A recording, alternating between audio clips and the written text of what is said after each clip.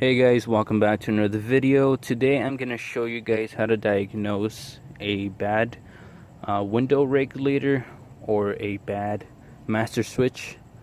On this car, what we are experiencing is that the window doesn't roll up or down. So when this happens, either your switch could be bad or your regulator motor can be bad, which is causing it for the window not to go up and down.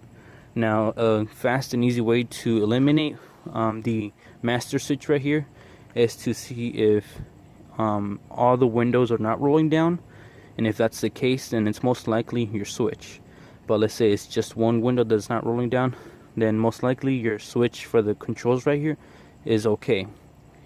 Now, if you wanted to eliminate the motor being bad, what you want to do is to put the key in the ignition, and if you hear the motor when you press the button up and down, then most likely the motor is in a good shape and it's not bad.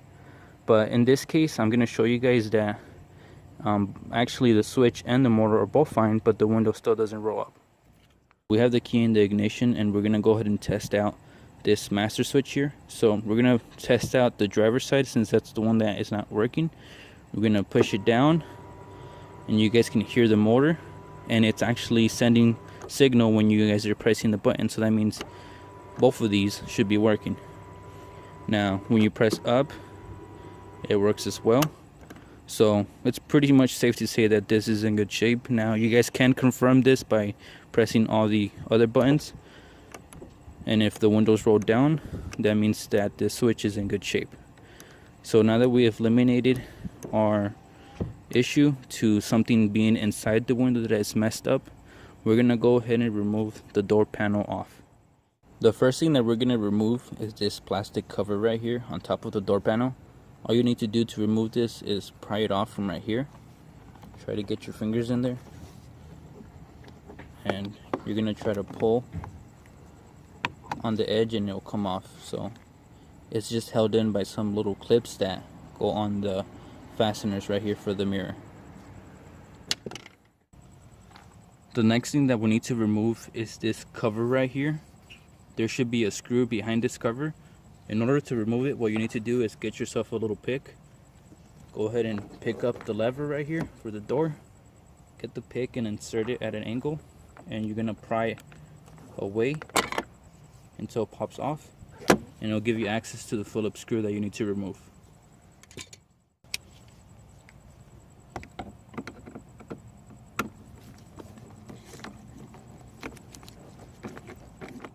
Next, what we need to remove is this plastic cover right here that is on the armrest. So get yourself another set of pick right here, and you're gonna get behind the plastic and you're gonna pick it up. Try to be careful not to rip it, and it'll give you access to another Phillips screw that you need to remove.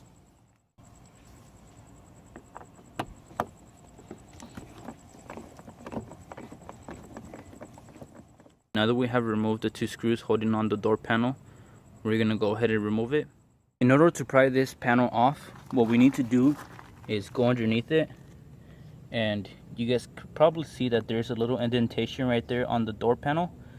And what you need to do is get a screwdriver, a flathead screwdriver, and then you want to stick it right in here so that you can pry the door panel away.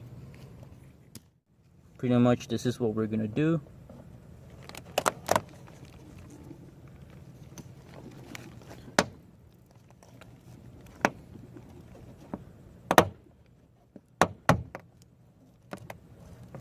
And then there should be another one right down here. You're going to pretty much do the same thing until it pops off of the panel. Once we have popped the bottom clips off, you should be able to remove the panel.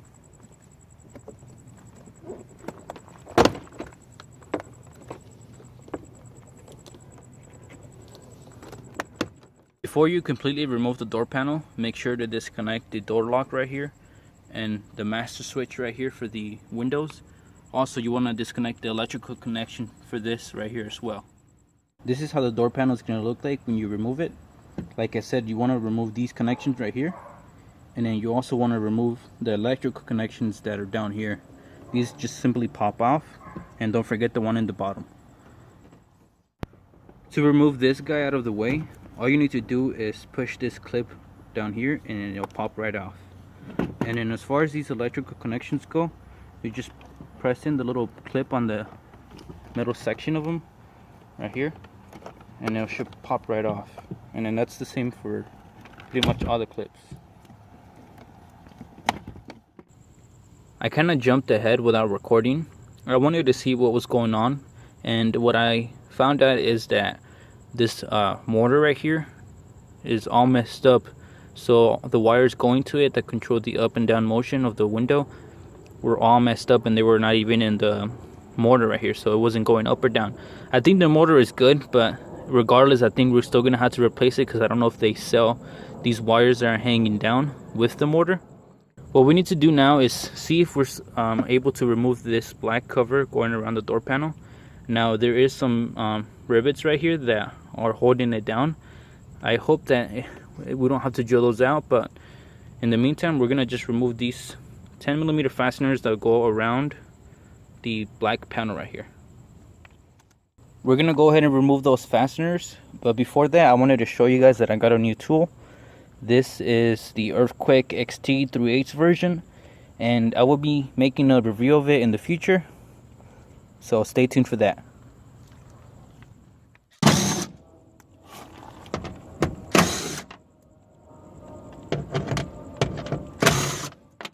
In order to remove this black cover out of the way, we're going to need to remove the glass.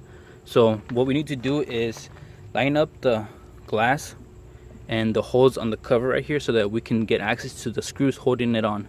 So for example, right here we have access to that fastener right there, and then if we remove the window up more, you'll be able to get access to this other screw holding on the other side. So you'll pop this little cover out, and then you'll have access to that screw right there. So we need to remove those, and then we need to pop off the window from the top. We have this black panel off, and this is pretty much how the window gets controlled with these wires right here. They run along these metal rails right here. So what happened is this cable right here somehow got chewed up. I don't know if you guys can see it in the camera, but it's like bent in half, and it came off of the rail. So this is how it's supposed to be. It's supposed to go through here. There's a little hole right here that this lines up, and then you just push it in. That's how it's supposed to be right there. And then you're gonna get the wire, and then you should put it through here on this little guy right here. And technically this is how it should work, like this. Now this one right here is supposed to be going through here, and then this guy is supposed to go through here, and then this is where the motor is going to control if you're going up or down. It's going to pull one side tighter or the other one. So in order to repair this, what we need to do is either get a whole new black panel. If they don't sell these wires, that's what you're going to have to do. Now I don't have a replacement wire, so we're not going to be able to fix this, but this is what you need to do. You just need to pop in the wire in here and then just connect it to the motor, and it'll spin up or down. But I'll show you guys why we can't use this old one. Since it's already defective, if we try to push it down, it's gonna come off of the rail. So right there, it's already making contact, and it just comes right off. So it's supposed to be perfectly flat in order for this to work. Unfortunately, we were not successful in this repair, but I showed you guys what you guys need to do and what you guys need to buy. If you have any questions, please leave them down below and I answer them as best as I can. And like always, thanks for watching, guys.